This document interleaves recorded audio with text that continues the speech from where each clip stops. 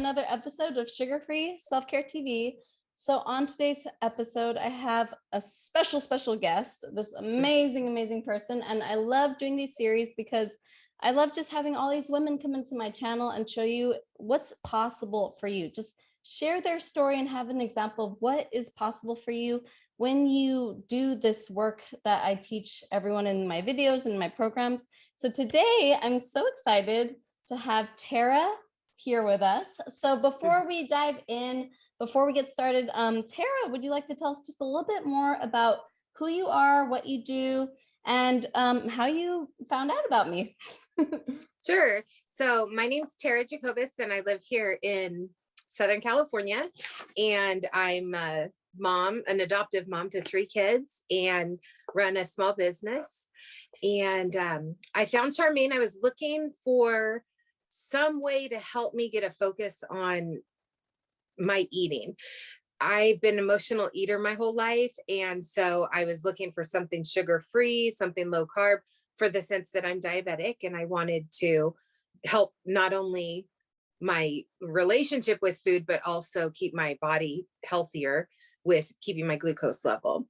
And so I did a lot of research online to find registered people who've taken classes and are very knowledgeable about a low carb lifestyle, not just going to find a, guru on Instagram or something, but to find somebody who actually has the knowledge and the health benefits, because that was a big deal to me.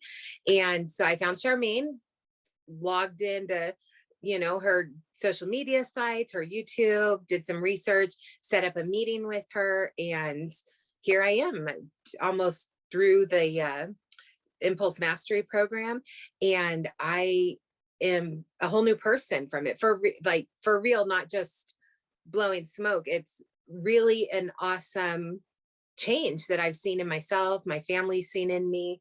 So yeah, that's where. Oh, that is amazing. Oh my goodness. We're going to dive deep into those juicy details about your transformation.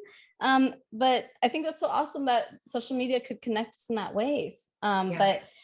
But before we get started into learning about how you changed and how you got to where you are now, what was life like for you before you started going into the Impulse Mastery program? I know you mentioned you've been an emotional eater all your life, but what challenges were you facing with emotional eating, and what impact was that having on your life? So with the emotional eating, it was more just like a comfort and a friend. And anytime I would feel stressed, I would jump into, oh my God, I need something. And being a diabetic, it gets dangerous in the sense that you have to check your sugar before you eat, make sure you're eating the right thing. So you don't have highs or lows. But what would happen is I would just go and be grabbing food, even if my sugar was low when I started, it would elevate and just be a constant up and down. And by doing that, I felt horrible, but I thought I was fulfilling the need of eating to feel full, to feel that emotion, to feel safe. And so it wasn't just a emotional thing, it was a physical thing, because I thought I was controlling my sugar. I could keep my A1C at a decent level because I knew how to manipulate it. So I knew if I ate a bunch of stuff that would raise my sugar, I could go have a protein shake and my sugar would regulate, and then I could keep my A1C. And so I just played a game with it, which isn't safe either. It might look good on paper and the numbers look okay, but I felt horrible. And so for me, it was a big thing with health. And then the other part of dealing with the emotions, I knew we were going to touch on it. I had no idea how deep it would hit with teaching your program, with teaching me how to see what the emotion was and be a little bit uncomfortable dealing with it, facing it, answering to it, sitting with it, and maybe fulfilling the need that emotion was triggering another way, because food wasn't always the way. Maybe a walk outside and even trim some roses or something. I mean, just, it could have been something so different. And I got that need fulfilled in a way that I've never been in 46 years. I've never been able to fulfill that need other than thinking I needed to, eat my face off with, anything that was around. And then I never felt the joy really in eating because it became like an enemy, because then you feel Mm, shame after you do it. You binge wow. on something, you eat something. I feel like shame that I'm not taking care of my body, that I'm not taking care of my emotions, that I can't cope, that I can't deal. So it turns into this big snowball. And then what happens? You start eating again, Right. you know? Right. So And that leads to more guilt and more shame. And so I imagine like what was that like for you were you constantly having this sort of shame cycle and constantly like talking to yourself in a negative way? Like what did that look like? yeah, I've always had like good body image, which like sometimes I look at my picture, I'm like, nobody told me I was a fat girl. Like, I mean, I know that probably doesn't sound good, but sometimes I am like, whoa, nobody said that outfit didn't look good. Mhm. I've always felt good about myself. So it was always, I answered to myself that that was it. So eating just became what it was. It's what my family does. It's what my Mm. family did. It's what I was taught. It was like dad would drive, 40 miles to Pinky's hot dogs because they have the best hot dog. And that was just a habit. It's something wrong, eat something good, eat um, but then when I became diabetic, my parents and my grandparents, everyone in my family genetically is diabetic, Mm. didn't take care of themselves, have lost kidneys, have had strokes, have had heart disease. So I became a little paranoid when I was diagnosed at 36 with type 2 diabetes. So then I thought, I'm going to control this with diet, which I've done okay. But then I was on metformin, and then they have dad glipizide. And um, I thought I was controlling it better. I'm like, oh, I control my diabetes with my eating. But Mhm. no, I don't. I manipulated my diabetes with my Right. eating, you Right. know, instead of portion control and that, like, those are all things great. But if you're an emotional eater, it goes out the window in 1 second. Mhm. So by learning how to sit with the emotion and feel that need another way, I don't have those things. And it's mind-blowing to me because I don't know how this happened so quickly. Like, we haven't even been in the program, and I'll be honest, like, we all have our moments where we're going out with friends or we have that chips and salsa stuff. And you've taught us, you don't beat yourself up over it, you just start over, like, right that moment, like, better decisions this minute. Mhm. And so it's I just, everything around food is not about emotions anymore. Even the holidays, even my Sunday dinners, like when I have all my kids are home and we do everything on Sundays, it used to be about, oh my gosh, I've got to have this, and this, and then I've got to make dessert, and then I've got to make that. Where now it's more about everybody being together, and just, by the way, dinner's ready. Oh, wow. You That's know? a huge shift. No, I'm telling you, it's like Especially huge. right, like when you're an emotional eater, because I could definitely Yeah. resonate a lot with this because well, you could tell us more about how you define emotional eating, but for me as an emotional eater, like I felt like everything was just centered around the food, like Mhm. the parties, the gatherings, and that was the main attraction. And for you to say that it's not the main attraction anymore, that's huge. Like I Yeah. feel like that's a big shift. And Yes. Yeah.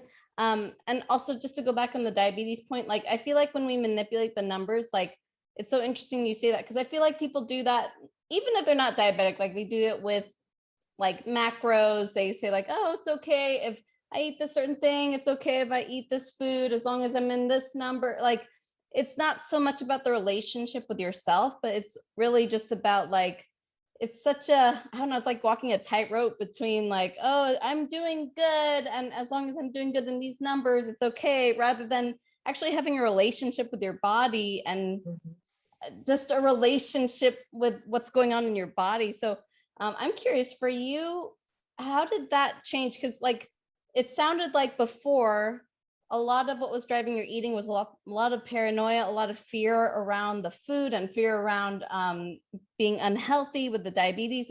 especially seeing your family and what happened with them. So how did it shift for you when you started the program? How did you get out of that sort of fear and sort of scarcity and paranoia mindset and drop into maybe like a different relationship with yourself? Like how did you make that change? A lot of it was the tools that you've taught and the research that you've done.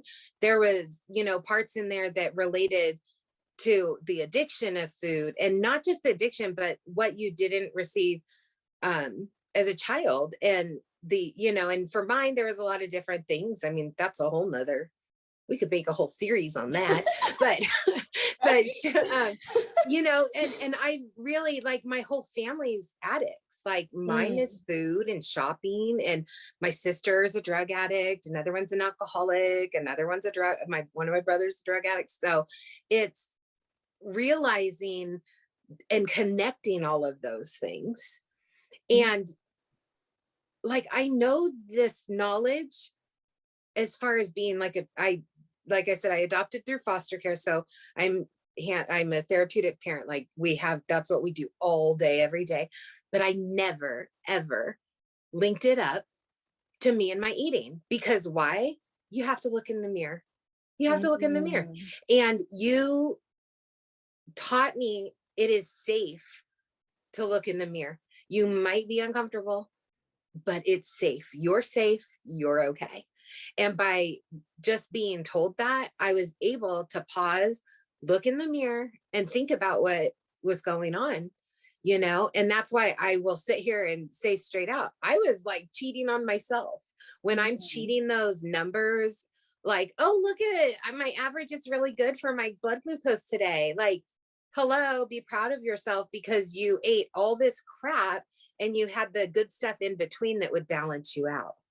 Mhm. Or you would take glipizide. I don't have to take glipizide anymore. I took glipizide Woo! because my pancreas is still working, but the glipizide tells your pancreas to shoot out more insulin to handle the extra sugar you just put in your body. So I was popping the glipizide when I knew I was going to eat crappy and be like, oh, check your sugar. Oh, yay, you get dessert. So it was Right. just a big game, and I was cheating on myself, but facing myself was the hardest thing, Mm, because I had to tell myself, like, you're not coping well with your mhm, anxiety and stress about food. You're not taking care of your body. You're not. mm. And she deserves better, meaning me, she deserves better. This is like, I think I said before, this is a keeper of my magic. Yes. I want to take care of her, and I've never been ashamed of her, but yet I treated her like crap you Mm, know? And so cheating on myself by not facing the facts was literally probably making it worse, because on paper, my numbers look good, but I'm sure the inside of my body wasn't looking good. Not like mhm. literally, if you look at I wear the continuous glucose monitor because I'm so paranoid about it that I see this like roller coaster all day long. Now it's like this. It goes real gentle, Oh, maybe a little wow. bit up when I eat, but I do not come out of the 100 to 140. I'm just very gentle, sloping there. That's beautiful. That is beautiful. You know what my body's saying? Thank you. Oh, that's Thank you. amazing. You And know? but you touched upon a really good point because I think this is the piece that most people don't know how to do when it comes to healing emotional eating or losing weight. It's that piece of being honest with yourself Yeah. and being willing to have a true connection with yourself from a place of safety, but being able to say to yourself, like really admit to yourself, like, hey, is what we're doing, is it really serving us or not? And Yes. I think that's the hard part because especially for a lot of women that I coach, it's a lot of really ambitious women who want to do a lot, they're go-getters, but Mhm. shame is really preventing them from wanting to move forward because they don't want to look at the habits they're doing that maybe don't really feel so great to look at. They don't want to admit that there's certain things that need to be changed. Mhm.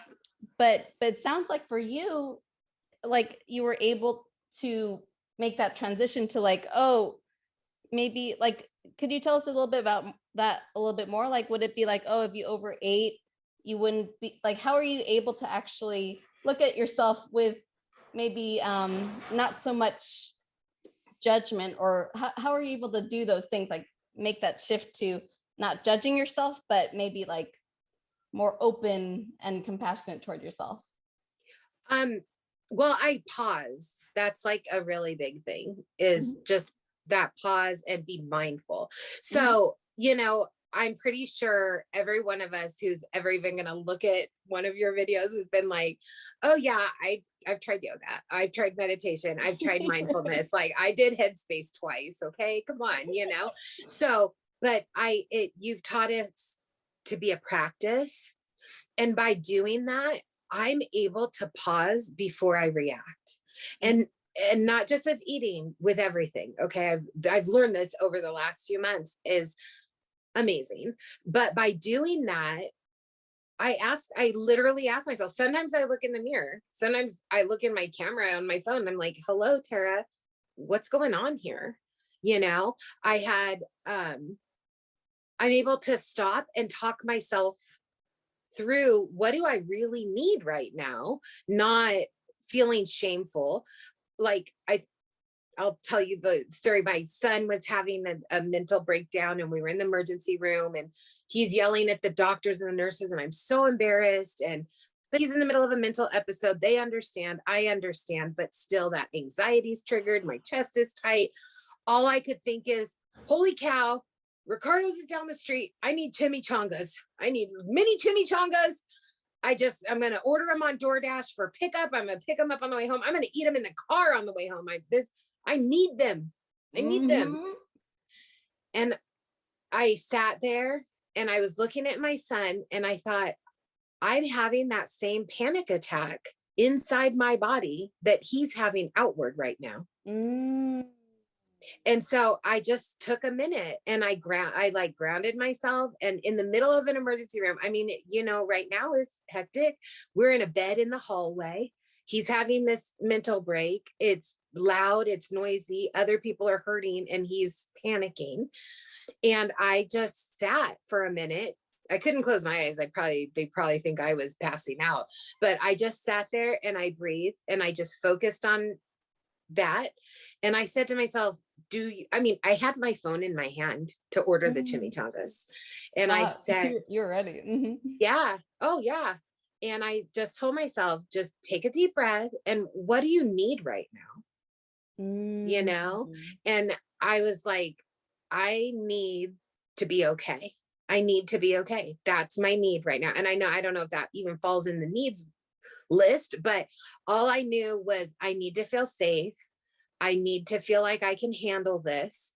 I don't need to feel control because I don't always believe that that's the right thing, but I needed to feel safe and I needed to feel worthy of handling the situation.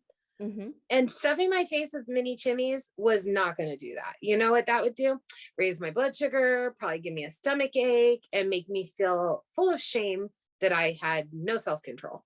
So I Mhm. put my phone down and I didn't order. And then I called my husband on the way home and I said, hey, we're on our way home. I'm hungry. I'm not doing so good. Can you go pick up dinner? And I had him just get me a taco salad with no chips, no beans, just lettuce and meat and a little bit of cheese. And we were good. Put some salsa on there for my dressing. And I was way better. My blood sugar was great. My feeling was great. I got to sit out back on the patio with my husband and say, this was really hard. This is what happened, but I'm proud of myself that I didn't follow that path. Yeah. But what did I do? I fulfilled the need that I was having rather than food, thinking food would fulfill my need and getting caught in that loop. I got off that loop like an exit ramp, took the exit ramp off and took care of myself. Oh So my it was, gosh. yeah, but it was more of like I took care of myself physically. I took care of myself physically with the eating right. I took care of myself mentally by giving myself a minute. And I took care of myself emotionally by actually sitting down and saying, what are you feeling? And what do you need to make this feeling better? You know? Right. Oh my So gosh, that's just an amazing story. I'm just like so touched right now. That's giving me goosebumps just because that is basically what I'm teaching. Like when you're trying to lose weight and when you're trying to heal the emotional eating, it doesn't even have to do with the food. It's really just more about like, how do you take care of yourself in the moments where you're facing an obstacle or you're facing a challenge? Mhm. And it's just like, how do we handle challenges? How do we deal with hardship? And most of us turn to food just because a lot of us didn't learn since we were young or when we were in childhood. We didn't learn how to handle emotions. And that's actually a whole module I teach on why some of us don't know how to handle emotions, actually, most of us. But I Mhm. love that you took that moment, even with the 46 years of the emotional eating and whatnot, like you took that moment, you're able to break that pattern and Mhm. just like pause and just check in with yourself emotionally and give yourself the the sort of attention that you're kind of craving in that moment.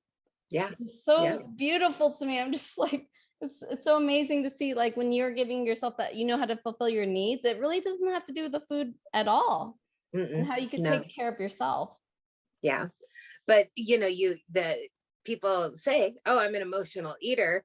But do they Hmm. really, are they digging into it? But that's what you did. You did like all this research and getting all this information on what triggers this and what is this and the dopamine hit, and made it not so, you put it in like layman's terms, really like Hmm. the science to it. Hmm. And so you put it in a way that I was like very interested to really research and grab onto and say, there's something here. And I'm not perfect. I have some days I have to go back and rewatch modules and take notes. And maybe I'm like, oh, I got that. And I skip that one. And then you're like, did you listen to that? And I go back and listen. And, you know, but you show up, and by you showing up and the work that you've done, it just has come all together for me, like full circle. Like, I mean, this has been a lifelong situation. Like, I'm not even kidding. When I was a little girl, I would be an emotional eater. Like, I would get up in the middle of the night. I never felt safe at home. I would go hoard food out of the fridge into my room when I was a little girl, Hmm. just to feel safe. And Right. to break that, just, you know, crazy. I don't even know how to express it. And it's not like I haven't been working on myself my whole life. I have. And I've taken so many classes and everything to help even my kids through their emotional and trauma and things. But I never put it together for myself because, why? I would have to face the fact that maybe you are going to have to break up with this friend, you know? You're gonna, Right. and it's not like a friend you can't see anymore because we all have to eat to survive. Hmm. So it's not like alcohol or cigarettes or drugs where you're just like, okay, I'm not gonna do you anymore. Okay, you can live without that. But food, you're like, crap, I gotta do it. And I'm a mom. I gotta make food for my kids and my husband. And I'm the one who freaking makes all the holiday dinners. And I'm like, you have to deal with food. So Right. when Every food day. Mhm. yeah, but when food's not like your best friend or your comfort, and then the person you hate because it's like they're the one waiting around the corner to take you down, you know? And But we love it, we hate it, and we hide from it. That's what you mentioned, right? You had that love, yes, hating, and hide relationship. yeah, yeah. And I've learned like it is food, it's to eat. It's like, here's your plan, stick to your plan. If you go off your plan, don't beat yourself up, just jump right back on your plan. And um even portions, like when you eat just to eat, like for the nutrition, for fuel, Mhm. it's crazy. You're like, you don't need as much. Right. And you feel way better. You feel way better. It's crazy. Like, even last night, I made dinner for everybody, and my husband's like, are you going to eat? And I'm like, no, I'm not hungry. And I was still fulfilled from lunch. I was fine. My blood sugar was fine. It stayed beautiful all night. I was fine. Like, there was no need to eat just because it was dinner time. Right. But I got a glass of ice water. I sat at the table. My kids were there. My daughter's boyfriend was there. My husband was there. I served them all. I sat. We all laughed and talked.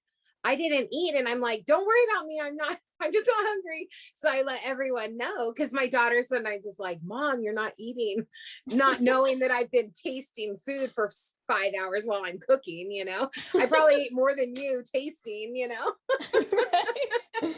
but, so it's this feeling of taking care of myself, Mhm. of not, okay, let's rephrase that.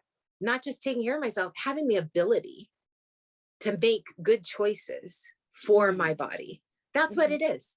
Because I can tell you honestly, before, I don't know that I would have said that I had the ability to make good choices. Mm. Sure, I could keep my blood sugar A1C level Mhm. good, because I knew how to play that system. I knew what protein shakes brought your sugar down. I knew, oh, we're getting pizza. Go ahead and have a protein shake 20 minutes before it gets here, and take a glipizide. You're going to hit 40, and then you can have pizza and you won't go over 180.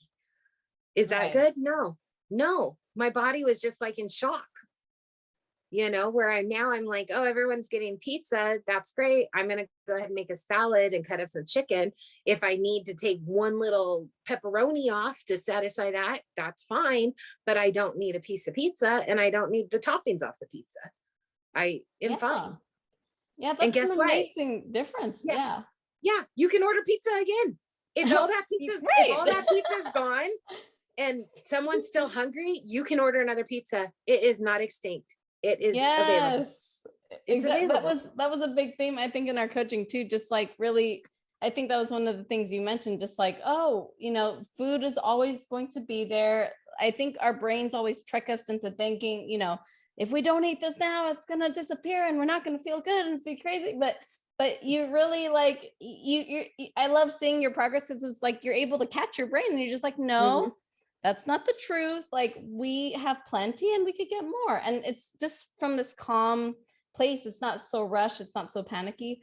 And something I had a question about too was when you were talking about not emotional eating, and because that's one thing some women are afraid of. It's like if you tell them like, oh yeah, you're gonna eat like sugar free, and we're gonna eat like, if you're not eating as many carbs and sugars before, a lot of them feel like it's kind of like you're literally taking their joy away from their life. So I'm Mm. curious for you, um what would you say to those women if you're eating less sugar and carbs? Like, how did you kind of did you feel like deprived at all, or how did you handle feelings of deprivation, if you had any at all, or what else did you do to help you feel joy or comfort in your life without food? Well, I was, by sitting down and looking at what my actual emotion was before I thought I needed something, Mhm. um, I was able to like tell myself, what do you really need right now? Mhm. And sometimes I just needed, you know, a break. So I Mm. was like, oh, let's go sit outside for 5 minutes. Sometimes I just needed an escape, not just a break, but like an escape. So I literally would get in my Jeep, roll down the windows, and drive around the lake, and like not turn on the radio, but I would just be mindful. I'd be like breathing, and I'd smell like, oh, I smell the sage. Oh, I smell like, being aware of yourself. So I learned other ways to take care of myself that had no involvement of food, because Mm. it's the food's not making me comfortable or happy, Right. and if other people, like, if a birthday was around or something, or say cake, because everybody loves cake. I don't think there's a human that doesn't, but say there's a cake there, Mhm. it's not why I'm here. I'm not here for the cake. I'm here to celebrate the person. Yeah. So I would take it more as a time to celebrate somebody. And there's usually someone else who doesn't want the cake too. That's a perfect time to chat with that person, not about the cake, but about life. How are they doing? What's going on in their day? Like, maybe you're the only one who's going to talk to them that day. Who knows? Like, and so that's what I would do. I would just see like, what need do I need right now in this moment? Sometimes it's just to fit in, like you want to be part of the group, Well, Right. hello, you go out and say everyone's drinking. Well, go ahead and get yourself like a cool drink, like that looks cool, but it doesn't have to have calories and alcohol and sugar and everything in it. If that's what you just want to fit in, make yourself fit in, but it's not Right. the actual food or drinks or whatever that everyone's partaking in that is making you feel like you fit in, Right. because 99% of the time you're going to try to do that. And then you feel like crap afterwards, like shaming yourself. Like, why couldn't I take care of myself better? So I don't know if that answered your question, but I think, I don't think you're depriving yourself at all, because I am taking way better care of myself, like Mhm. self-care wise, than Mhm. I ever have through all of this. And I am not going to food as a comfort. I'm not, Right. Right. And I'm not. that's amazing. Like, I think a lot of people don't realize, because I feel like when food, first of all, food delivers a lot of dopamine and makes you feel a lot of pleasure. But when you take that away, I feel like people think there's nothing else that could give you joy in your life. But they're really, like, you just named so many things to me. Like, there's so many ways you really can know what your needs are and fulfill them without food. Like, because when you only use food for the only source of your joy and comfort, it's like, it's such a tunnel vision. Like, you miss out on a whole other life out there for you, that Yeah. other things that could make you have joy, just like connecting better with people, being present in the conversations at the birthday party, like going out in the lake or hiking, or driving, like you said that you do. Like, there's so many sources of joy that we could find, that like when you only focus on food, you miss out on like a whole world of possibility out there for you. So I Yeah. think, so I'm so glad that you brought that up, that there's so many other things, and also that food's not the source of the joy. By the No, way. yeah, not at all. It's just the fuel to keep you regular, or to keep you ready to experience the joy. So that's Oh, I it. love that. It's the fuel that gets you ready to experience the joy. I love that. Yeah, that's what it is. Because food has not ever brought me joy. It Mm, has always brought me shame and fear that people are going to see me, mm-hmm, and just panic about my health. mm-hmm. It's never brought me joy. But I could never tell you that before, because before it'd be like stress hit, hello chimichangas. That's, even in the middle of this program it hit me, but I was able to stop and talk to myself, like, what do you really need here, sister, and be able to take care of myself. And it's amazing. That's why I feel like a whole new person, because I am able to take care of myself and my needs. And food is, my husband could never understand it, because he eats to fuel his body. He always Mm-hmm. has. Mm-hmm. He just eats what I put in front of him. So it's not like he eats a certain way, but he eats when he's hungry, and when he's not, he doesn't, Mm-hmm. and I never understood that, because he would be like, oh my God, Tara, there's enough food in this motorhome for 3 weeks. We're going for 3 days. And I'm like, well, what if somebody wants this? Or what if somebody wants that? But in my head, I was thinking, what if I'm stressed? They could go on a ride and I can make myself the nachos. Mm-hmm. So I need everything to make those nachos perfect, because that's going to be what's going to help me get through this. And I was Mm. planning that a week before we'd even go. What? That's ridiculous. That's ridiculous. But now I know that, Right. and so now I know that, and I'm like, hey, we'll just hit the market on our way up to the desert, and we just run in, everybody grab what they need, and we're good. Mom's not cooking this weekend. Everybody, I call it yo-yo. You're on your own. You're on your own. Yeah, Oh my God, I because love that. I'm good. I can just have chicken and broccoli, and I'm like in heaven now. That satisfies Wow. me way more than the nachos, Right. because I eat it when I'm hungry, and then I feel energized after. I don't feel heavy. I don't feel sleepy. I don't feel shameful. I feel ready to go. I feel Oh ready my to God. go. That's Yeah. amazing. And yeah, people are always so bored. People always tell me, oh, I'm bored of eating this healthy food. Like it's so boring. But I love that you're like, no, I want this food. Like it Yeah. fuels me. It makes me feel better. Like I don't have the shame. So it's like, it's worth eating that. And it has all those different rewards that help you feel better down the road. Not like the instant gratifications, like, oh, it makes you feel good in the moment, but down it always has those consequences. But with those quote unquote boring foods, I just like to say like real or whole foods, like it just it helps you move forward towards your goals and you feel better and you don't have the shame. So I love that you're like, yeah, this is like, I love my chicken and broccoli. Like nobody ever says that. So that's amazing. Right. Oh no, it's like once you really prepare it right now, I'm like, I got a sous vide, I cook it in the sous vide, I'm like Oh, steam my wow. broccoli, I'm like, this is good, put the right seasoning on it, you're golden, you know?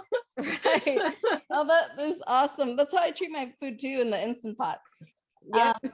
Also awesome. And then also in terms of like, I know we're kind of 2 months into the program, but I was curious, what did you think made the Impulse Mastery program different than other weight loss programs or diets you tried before?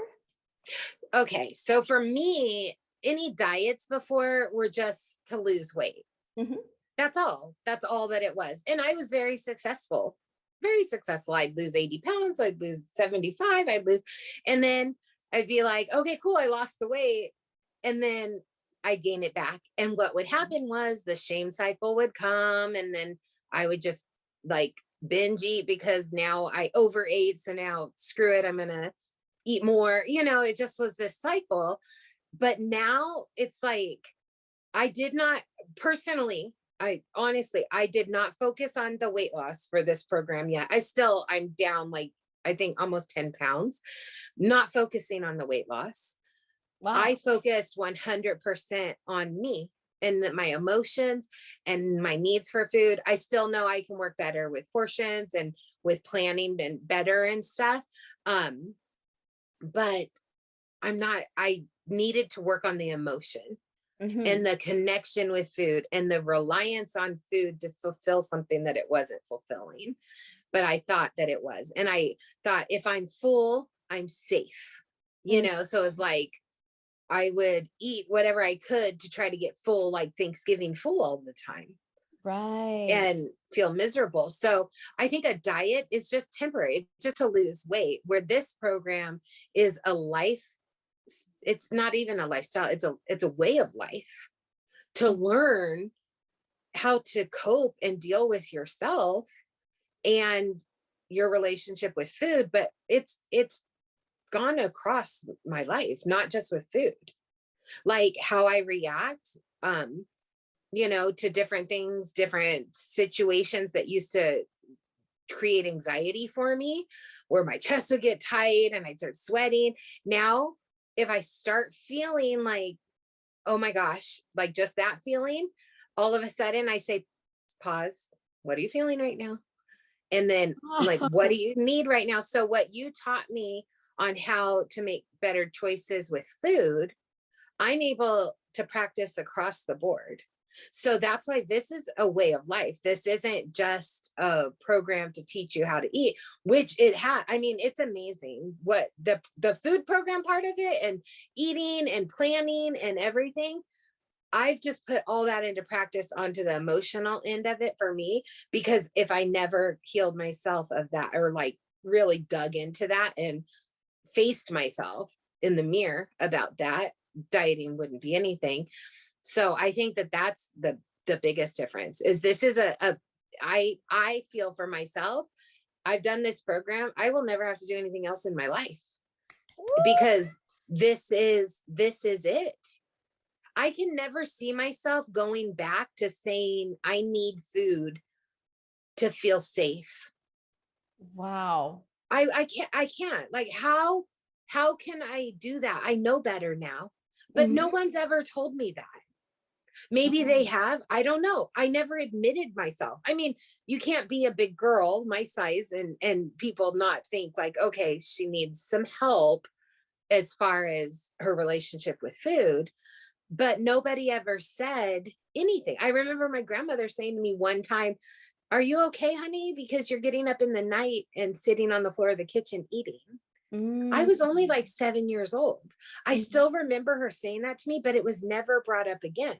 The only thing that was ever brought up was, Tara's getting too big. You need to take her to fat camp. That was like my dad's side of the family. You'd be Mm. so beautiful if you were thin. Like that, those were the things that I heard.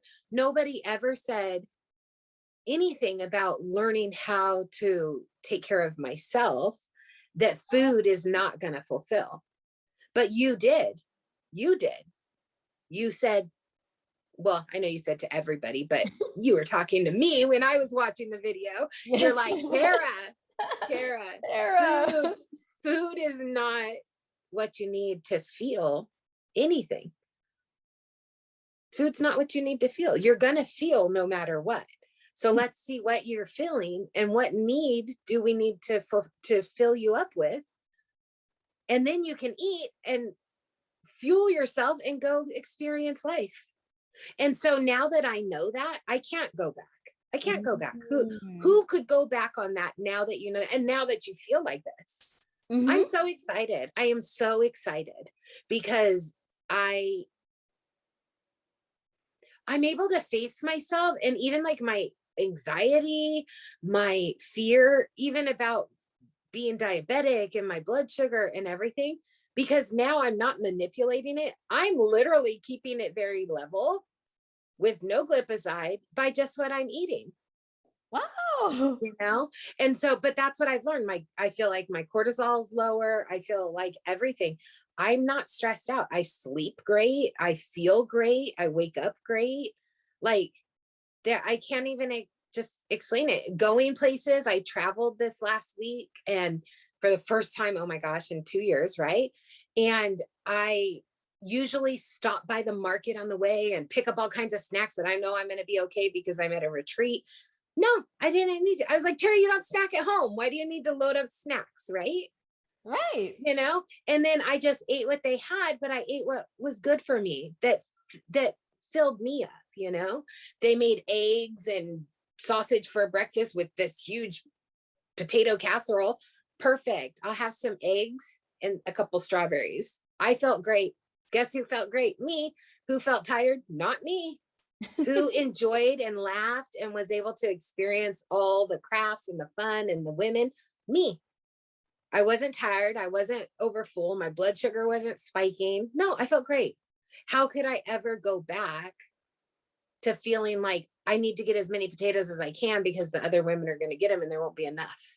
That's Mm. that's that scarcity and that I need to feel full because I'm in a room with people I don't know. So Mhm. I can hide myself in my eating. Nobody's going to talk to you Wow. while you're eating. Yes. Oh my gosh. I've done that same thing too. Yeah. So Yeah. crazy. Yeah. It's So because you're it's really hiding the fear. Yeah. yeah. So it's like, how can you go back from that?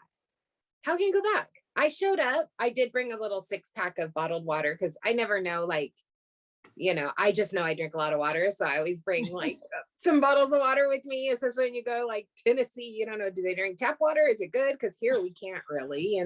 So, Right. so I'm just like, that was all I ran into Walmart. I grabbed that and a phone charger and walked right past all of the snacks that I think I need because, oh, let's grab the crappy sugar-free candy and let's grab the beef jerky and let's grab the, all this stuff. I'm like, Terry, you don't snack at home. What are you doing? That's craziness. But Right. it was always that comfort for me. And you know what I would always grab before too? Protein shakes. Oh, that's a big one. Mhm. I'd always take them because you know why? I could lower my blood sugar enough to eat the crap, but Mm, I didn't buy any. What I buy? Water and a phone charger. That was it. that just Yeah. like blows my mind that Right. you're able to make those choices when for years you've been in that loop of like, I need the food for security. I need to get whatever I can get just to feel better. Like that just Mhm. like freaking blows my mind that Yeah. you interrupted that. Yeah. I mean, I would travel to Europe and take snacks just in case I couldn't find what would um, make me feel comfortable that was sugar free because I Mm. had to because I was diabetic. But it's not really, it's full of crappy chemicals. It's not, you're just eating crap. But I would do that. I would do that. And now I'm like, ugh. Because guess what? Everywhere has like a strawberry or a little piece of cheese or something. I mean, you will survive. You'll survive. Right.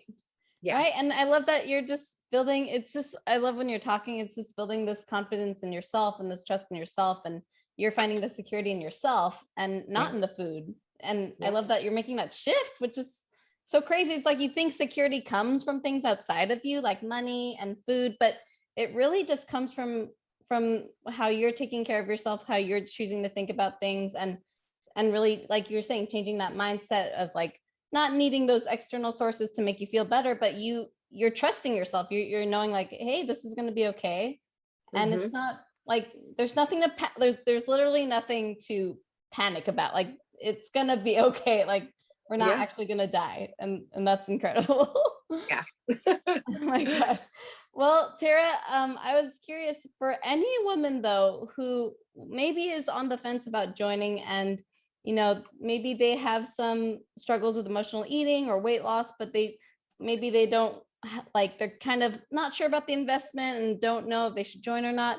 What advice would you give to them if they're sort of like not sure they should join the Impulse Mastery program?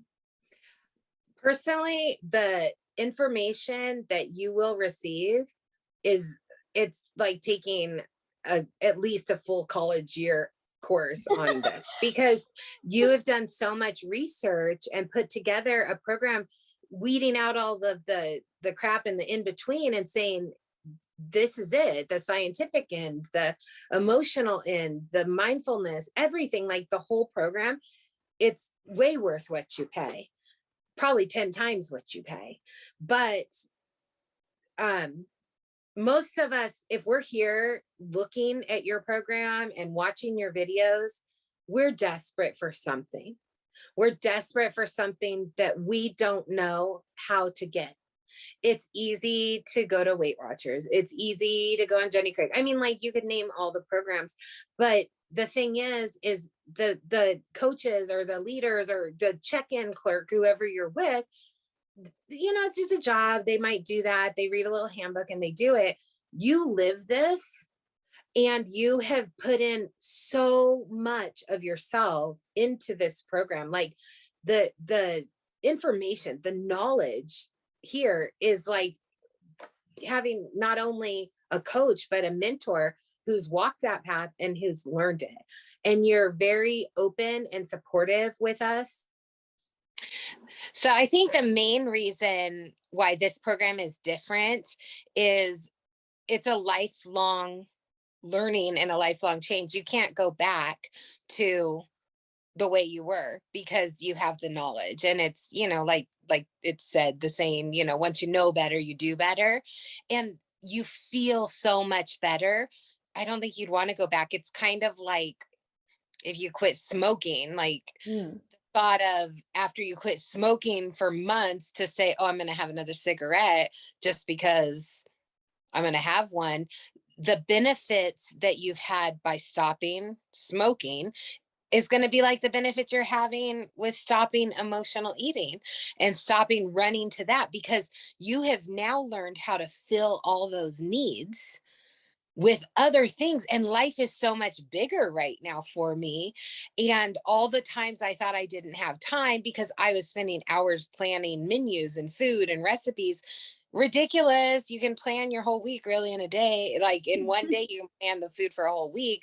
It's not, so that's what the biggest takeaway for me, that I think anybody who would be on the fence about coming into this program and investing the money, invest it in yourself. The money that you're spending would be, it's therapeutic. It is so much knowledge, so much research. The knowledge that you get from the modules and Charmaine's coaching is, you're talking, you probably would need to buy thousands of dollars in literature and books, not including the time. None of us are here because we have time just floating around. Most of us are busy professional women with families and with tons of things going on. And we've always put ourselves off. And It's worth investing in yourself. It's worth investing the time. The community that you get with your group and the coaching group is so supportive and fun. We can laugh together, we can cry together, we can quote each other. Like, it's great. And whether you can make it to every meeting or if you have to miss one, you can watch the replay and join right back in. And everybody's there cheering you on. For we're all here for different reasons, and yet we're all able to support each other. So the benefits of this program are huge, and you're here because you've been looking for something.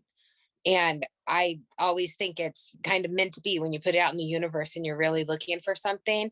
If you've gotten to the point where you're looking to join the Impulse Mastery program, it means you need to be here. It really does. Yes. Yes, I love the idea of sending out to the universe, and the universe will give it to you. Yes.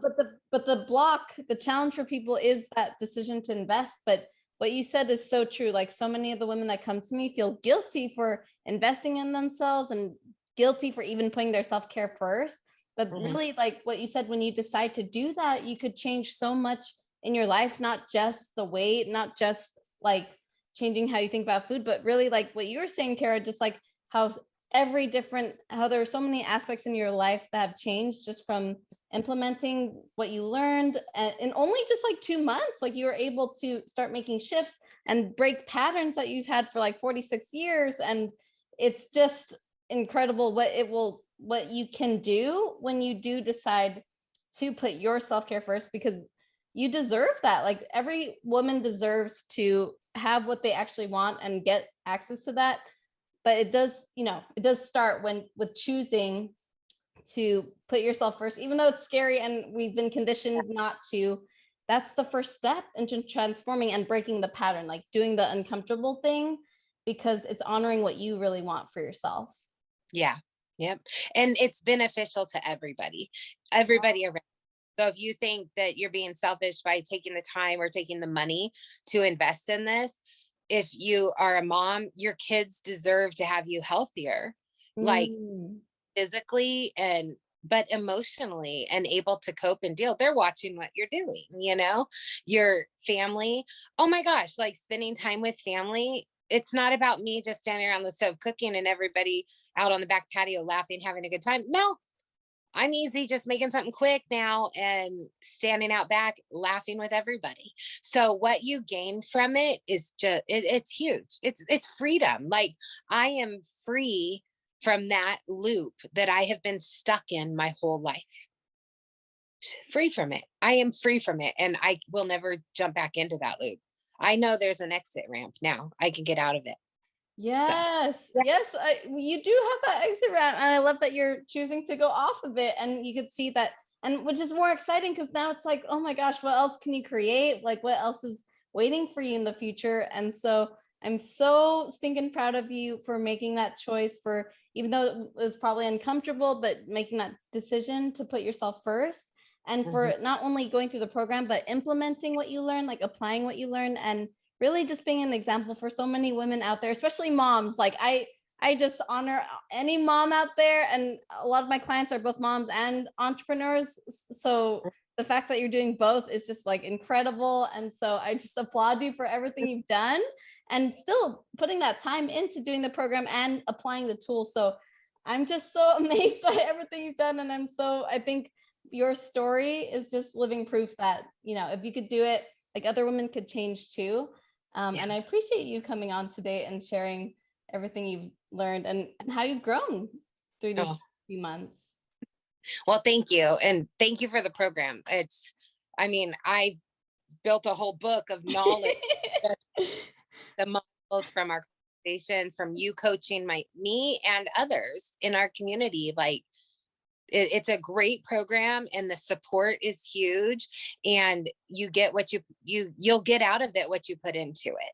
So just really go in with an open mind and do it. I mean, the knowledge that you have, Charmaine, from your life experience and from the research and just so much. I mean, it's really life-changing. I'm viewing situations in my life, not just food, so differently, with joy and without the anxiety. And I've learned that by the skills you've taught me from the beginning, going to the boot camp day, all the way through modules, to showing up with shame and you saying, stop, what are you feeling? You don't need to be shameful. You're acknowledging that you see where you could do different. I mean, that's the coaching that I needed. I already made myself feel like crap. I didn't need someone else to, right? So by that, you build us up. So I thank you for the program and for everything you've taught me. Oh, thank you so much, Terra. Oh my gosh, again, so proud of you. And if you're listening to this and you're just inspired by Terra and you want to be the next person on my client success series, and you want to be here when I do my next round of the Impulse Mastery program, applications are now open, and you could click the link below in the caption to apply for the program right now and get ready for the next round. But anyways, you guys, thank you so much for hopping on today. Thanks for watching. And thank you, Terra, for sharing your story. I can't wait to see what you're going to accomplish and how you're going to kill it in the next years. Like, this is just the beginning for you. And I'm so freaking excited. Thank you. Bye, everyone. Thank you.